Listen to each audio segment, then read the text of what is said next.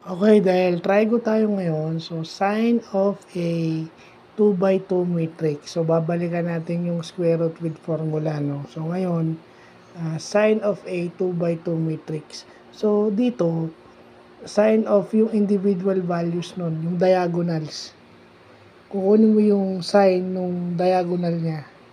So 0 yung dalawang given, and then yung diagonals niya, yung pag cross multiply mo siya, yung paganyan, pa-diagonal niya, yun ang kukunin mo. So given yung pi at saka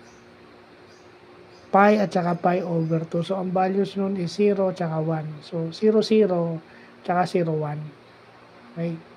Yung sin A1 is 0, and then yung sin A2 is pi over 2, which is 1. So yun. Given yung radian values niya. Given yung radian values niya na based dun sa trigonometric table. So mag-aano pa tayo niyan mamaya.